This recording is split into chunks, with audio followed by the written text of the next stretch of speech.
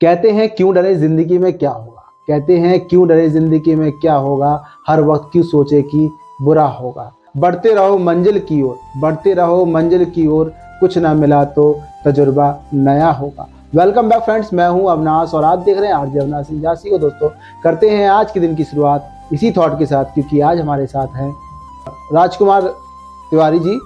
राजकुमार जी, आपका हमारे प्रोग्राम में बहुत बहुत स्वागत है। सबसे पहले आप अपने बारे में कुछ बताएं। थैंक यू अविनाश जी, आपने मुझे अपने चैनल के माध्यम से आप अपने दर्शकों से मुझे मिलवा रहे हैं।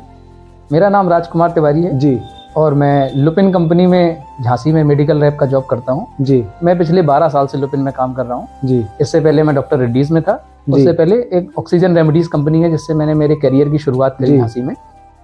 मैं उस कंपनी में यहाँ पे शुरुआत करी है। जी मैं यहाँ पिछले झांसी में 14 साल से रह रहा हूँ। मैं अभी डिफेंस कॉलोनी करवाजी रोड पे जो है उसमें मैं रहता हूँ। जैसे कि आपने बताया कि आप मेडिकल रिप्रेजेंटेटिव हैं, तो इसमें मेडिकल रिप्रेजेंटेटिव की क्या क्या भूमिका होती है, इसके बारे में थोड़ा हमारे दर्शकों को बताइएगा। मेडिकल रैप का बेसिकली काम अगर सिंपल डेफिनेशन में बोलें तो medical representative is a bridge between company and doctor who promotes the drug from the side of company to the doctor to generate the prescriptions. जी, साधारण भाषा में ये बिल्कुल एक लाइन में जवाब है कि मेडिकल रिप्रेजेंटेटिव कंपनी जो हमें प्रोडक्ट बताती है बिल्कुल उनको हम डॉक्टर के पास जाके प्रमोट करते हैं। जी और डॉक्टर उन प्रमोट्स पसंद आता है उसको तो फिर वो प्रिस्क्रिप्शन लिखता है, तो उसका अपने आप सेल होता है। ये बेसिक फंडामेंटल है जी। और इसके अलावा बता दूं, हम लोगों का हम लोगों का संगठन भी रहता है। जी झांसी में की जो इकाई है, झांसी इकाई यूपीएमएसआरए के अंतर्गत जो आती है, उसमें मैं सचिव हूँ, सेक्रेटरी हूँ। जी, साथ ही साथ जैसे कि आपने बताया कि मेडिकल रिप्रेजेंटेटिव हैं आप, तो इसमें यदि कोई स्टूडेंट्स अपना करियर बनाना चाहता है तो इसके लिए उसको क्या क्वालिफिकेशन चाहिए? उसके लिए क्वालिफिकेशन के लिए उसके पास ग्रेजुएशन होनी चाहिए जी, सबसे पहला बात। उसके अलावा अगर वो साइंस ग्रेजुएट है, साइंस में बायो ग्रेजुएट है, बी फार्मा है, डी फार्मा है, तो वेल एंड गुड है। और एक और अच्छी बात है जी अविनाश जी, आपको जानकर बड़ा आश्चर्य होगा जी कि इस फील्ड में काम करने वाले लोग जो बिल्कुल सिंपल ग्रेजुएट हैं, बीकॉम वाले हैं, इवन बीए वाले भी आपको कुछ मिल जाएंगे जो सीईओ की पोस्ट पे बैठे हुए हैं। अच्छा, अरे गुड, जिनके पैकेज करोड़ों में है जी। तो इस प्रोफेशन की ब्यूटी ये है कि इसमें जो मेडिकल रैप बनता है सबसे पहले वही आगे जाके प्रमोट होकर area manager, RSM sales manager या जो भी। बचपन में आपने क्या सोचा था कि बड़े होकर क्या बनना है? बचपन में तो इतना गाइडेंस नहीं था अविनाश जी मेरे पास में। तब वो पढ़ाई शुरू हुई तो ऐसे उस समय जब कॉमर्स पढ़ा तो था कि हाँ मैं सीए बनने का प्रयास करूंगा, मैं बनूंगा, पढ़ाई करूंगा। लाइफ में टर्निंग पॉइंट कब आया आपके? मैं कानपुर में पढ़ाई कर रहा था दोस्त। मैंने बीकॉम किया हरसाय महाविद्यालय कानपुर से जी। तो वहाँ जब मैं मेरे गांव से अप डाउन करता था। वो सर गांव कालपी के पास में एक गांव पड़ता है, कालपी ऐतिहासिक नगरी है जी। वहाँ से महर्षि वेदव्यास जी की जन्मस्थली जिसे कहते हैं, बिल्कुल, वहाँ से मैं कानपुर अप डाउन करता था जी। मैंने बीकॉम फर्स्ट ईयर के जब एग्जाम दे दिए वहाँ पे, क्योंकि फाइनेंशियल दिक्कत आ रही थी, तो मैंने मेरे बड़े भाई को बोला, मेरे चाचा के लड़के हैं भैया, कि मुझे कुछ जॉब की जरूरत है। वो कॉल सेंटर दिल्ली में काम करते थे जी। उन्होंने मुझे बिना कोई इफेंट बट किए बुलाया। मैं दिल्ली गया, 4 महीने वहाँ काम किया, वापस लौट के आया बीकॉम सेकेंड ईयर में, फिर एडमिशन, फिर वही पढ़ाई, फाइनेंस की फिर भी वही दिक्कत पैसों की। फिर यहाँ पे काम तलाश शुरू करा, काम कुछ नहीं मिला तो फिर एक लोग ने मुझे फोटोग्राफी की सजेशन दी जी। तो फिर मैंने शादियों में वीडियोग्राफी करना शुरू करा। एक निक्की भैया हैं गुरुजी मेरे, अच्छा। वो भी मेरे गुरु हैं, क्योंकि जिसने जो काम सिखाया उस काम के लिए तो वो गुरु है। बिल्कुल, उन्होंने मुझे शादियों में वीडियोग्राफी करना सिखाया, मैंने वो काम किया। उसका तो सीजन होता है, लेकिन जी, सीजन खत्म फिर पैसे आना खत्म। फिर मैंने एक मेडिकल स्टोर में जॉब करनी शुरू करी as a computer operator Kanpur में ही जी। वहाँ जब मैं काम कर रहा था तो मेरे मामा के लड़के ने मुझे वहाँ काम करते हुए देखा जी। उन्होंने और बड़े भाई को बोला। वो बड़े भैया जिस किसी का ऑक्सीजन रेमडीज में एरिया मैनेजर थे, उन्होंने मुझे जॉब के लिए अप्रोच करा। अच्छा। तो आई वॉज वेरी कॉन्फिडेंट कि मैं कर लूँगा। तो उन्होंने कहा कर लूँगा तो फिर आओ इंटरव्यू दो। मैं गया, मैंने इंटरव्यू दिया और मैं लड़ झगड़ के सभी से, क्योंकि मेरे भाई साथ में रहते थे वो भी कहते थे कि नहीं अकेले मत जाओ झांसी, क्योंकि मैं कानपुर रह रहा था, मुझे झांसी आना था अकेले। बट मुझे लगा कि नहीं मैं कर लूँगा। मैं आया और मैंने किया। लास्ट 15 ईयर ऑलमोस्ट होने वाले हैं मुझे इस प्रोफेशन में। अच्छा। तो साथ ही साथ माँ और भाई का आपके जीवन में क्या महत्व है, इसके बारे में थोड़ा बताइए।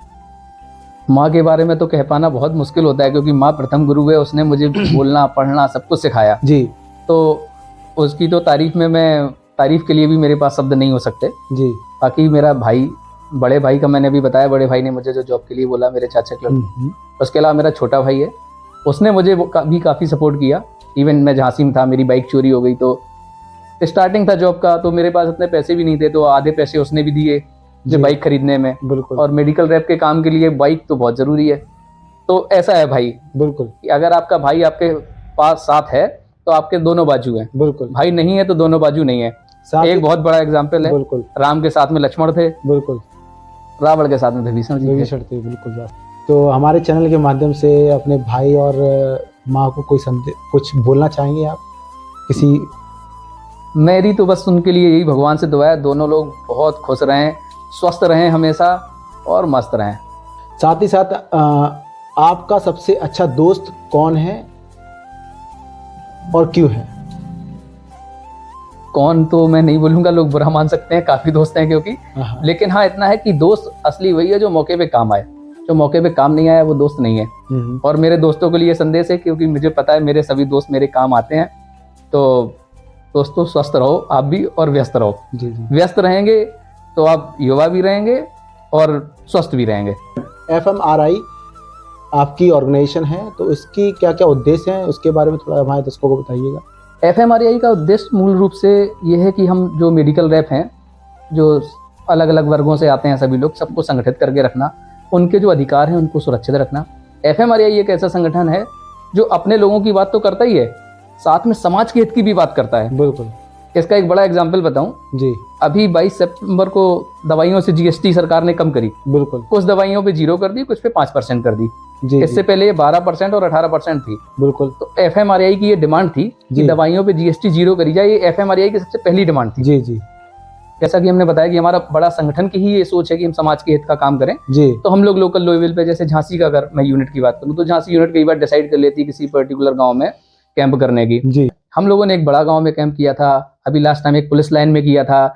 उसके अलावा और डॉक्टर से बात करके, जहाँ पे भी डॉक्टर सजेस्ट कर देते हैं वहाँ पे भी कर इसका लेते हैं हम मुख्य लोग। उद्देश्य क्या होता है कैंप लगाने का?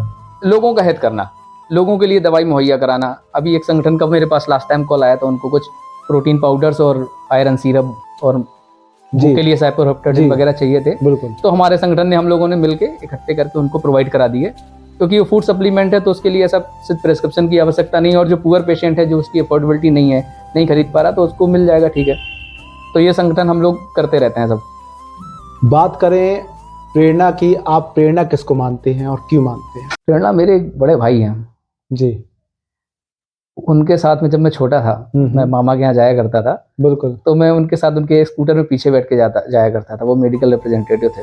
ओके। मैं काफ़ी छोटा था, तो स्कूटर से जाया करते थे, तो दवाइयाँ उस समय सैंपल में बहुत आया करती थी। वो झोला मुझे पीछे पकड़ा देते थे, मैं पीछे पकड़ के बैठ जाता था। तो उनसे मुझे इंस्पिरेशन मिली काम करने की, कि मुझे काम करना है। जी। और मेरी एक मैम थी प्रिंसिपल, वो कहा करती थी मन से काम करो, दिल लगा के, जब तक बिल्कुल सफलता आपके हाथ ना आए। बिल्कुल। तो बस करें जिंदगी की, तो जिंदगी से आपने क्या क्या सीखा? जिंदगी से मैंने सीखा है संघर्ष। संघर्ष करते रहोगे तो जीतते रहोगे। संघर्ष में हारना नहीं है। कोई भी मुसीबत आती है तो हमें हारना नहीं है, हमें उसके सॉल्यूशंस निकालने हैं। और सॉल्यूशन मिलते हैं, हम ही लोग निकालने वाले लोग हैं। बिल्कुल। हमें हार नहीं माननी है कि अगर मैं एक काम नहीं कर पाया तो फिर वो दोबारा प्रयास क्यों करूं। तो हमें अपने प्रयास सतत जारी रखने हैं। सफलता हमारे हाथ में नहीं है। जैसा कि श्री कृष्ण भगवान ने कहा है गीता उपदेश में, कर्मण्येवाधिकार रस्ते मां फलेषु कदाचनम। जी। तो हमारा जो अधिकार है वो कर्म पे है, और कर्म प्रधान है। हाँ, कर्म प्रधान है। तो हमें अपने कर्म ईमानदारी से करने हैं, मेहनत के साथ में। बिल्कुल। तो निश्चित तौर पे सफलता आएगी। राजकुमार जी, जब आपको गुस्सा आता है तब आप क्या करते हैं और क्यों करते हैं? पहले तो मैं घूमने जाया करता था, अब मुझे लगता है कि ज़्यादा गुस्सा करने का कोई फायदा नहीं है। मन को शांत रखो, भगवान भोलेनाथ का नाम लो, जी। तो गुस्सा अपने आप छूमंतर हो जाएगी। हर हर महादेव का जाप करते हैं, कभी ओम त्र्यंबकम यजामहे सुगंधिम पुष्टिवर्धनम उर्वारुकमिव बंधनात् मृत्योर्मुक्षीयमामृतात्। तो भोलेनाथ का नाम ले लेते हैं, भोलेनाथ के मंत्र पढ़ लिए, और उसी में बहुत खुशी में गुस्सा भी शांत हो जाती है। बिल्कुल। साथ ही साथ बात करें आपके खेल की, तो खेल कौन कौन सा खेल आपको पसंद है? अविनाश जी, पहले तो मुझे क्रिकेट बहुत पसंद था। मैं गांव में था, क्योंकि खेलने के लिए क्रिकेट ही था। क्रिकेट ही था। अभी 2-3 साल पहले जब मैंने पहली बार फुटबॉल खेला, तो अभी मुझे फुटबॉल पसंद है। क्योंकि फुटबॉल में काफ़ी दौड़ना हो जाता है, रनिंग हो जाती है। तो बिल्कुल। लगता है मुझे कि मेहनत करनी है अगर तो फुटबॉल खेलो, जिसमें आधे घंटे में ही काम हो जाता है अपना। तो रौनक जी, हम जानना चाहेंगे हेल्थ इंश्योरेंस के बारे में। तो हेल्थ इंश्योरेंस एक आम व्यक्ति के लिए कितना जरूरी है? हेल्थ इंश्योरेंस सबसे ज़्यादा ज़रूरी एक आम व्यक्ति के लिए ही है जी। उसका रीज़न मुझे लगता है कि आज के समय में हेल्थ पे जो एक्सपेंसेस हैं वो 10 से 12% हर साल बढ़ जाते हैं। बिल्कुल बिल्कुल। तो एक आम आदमी जो अपने जीवन की गाढ़ी कमाई पैसे इकट्ठे करता है, एक बार अगर वो बीमार हुआ, उसके घर में कोई बीमार हुआ, तो उसका जो पैसा इकट्ठा किया हुआ है वो सब एक ही बार में चला जाता है। बिल्कुल। तो इसीलिए उसको अपना एक हेल्थ इंश्योरेंस और एक टर्म इंश्योरेंस भी मैं बोलना चाहूँगा, ये 2 चीज़ें एक आम आदमी को ज़रूर लेके रखनी चाहिए। दोनों में क्या अंतर है? दोनों में अंतर ये है, टर्म इंश्योरेंस रहता है कि आप एक बल्क अमाउंट के लिए ले लिया, आपने कुछ समय तक पैसा दिया या रेगुलर पे में भी ले लिया, तो कुछ अगर आपको मिसहैपनिंग होती है तो एक अच्छा अमाउंट जो भी आपकी कमाई के हिसाब से आपकी एलिजिबिलिटी बनती है, 50 लाख, 1 करोड़, 2 करोड़, वो आपकी फैमिली को मिल जाता है। तो जिससे क्या है कि आपकी जो फैमिली है उसको एटलीस्ट बच्चों की पढ़ाई, उसके लिए किसी के आगे हाथ तो नहीं फैलाना है। साथ ही साथ एक चीज़ और पूछना चाहेंगे कि जो लोग जख्म देकर मरहम लगाते हैं, उनके बारे में हमारे चैनल के माध्यम से क्या कहना चाहोगे? उनसे तो बच के ही रहना है आगे के लिए। देखिए, धोखा खाने में कोई बुराई नहीं है जी। ये मेरा व्यक्तिगत विचार है। धोखा खाने में कोई बुराई नहीं है, बट एक ही आदमी से बार बार धोखा खाना, तो ये बेवकूफ़ी है। बेवकूफ़ी है, बात सही है। तो जो आपको समझ में आता है ठीक है, आप उससे डिस्टेंस बनाइए, पर आप लड़ाई नहीं करनी है। लड़ाई नहीं करनी है, बस डिस्टेंस बना के रखनी है ताकि उसको ये बात समझ में आए, अगली बार आप उससे बच के रहें एटलीस्ट। बिल्कुल। राजकुमार जी, चलते चलते राजकुमार जी, हमारे चैनल के माध्यम से कोई संदेश देना चाहेंगे झांसी एवं पूरे देशवासियों? हाँ, एक संदेश मैं देना चाहूँगा। यातायात माह में मेरी लोगों के लिए भी सलाह है और यातायात कर्मियों के लिए भी सलाह है। बिल्कुल।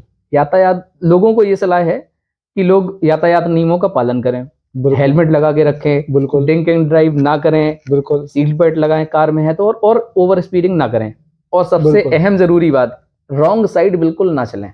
बिल्कुल। आज मेरी सजेशन है कि पहले तो कहीं पे भी लग जाते हैं चेकिंग करने, वो नहीं होना चाहिए। और जहाँ पे भी आप चेकिंग लगा रहे हैं वहाँ 3 कैनोपी और लगाइए, 3 काउंटर से खोलिए आप। बिल्कुल। एक इंश्योरेंस का, एक हेलमेट का, बिल्कुल, और एक प्रदूषण का। बिल्कुल। तो बड़ी आम सी बात है, जिसके पास इंश्योरेंस नहीं है उसको इंश्योरेंस के काउंटर पे भेज दीजिए। बिल्कुल। जिसके पास पॉल्यूशन नहीं है उसको पॉल्यूशन के काउंटर पे भेज दीजिए। जिसके पास हेलमेट नहीं है उसको एक हेलमेट दे दीजिए।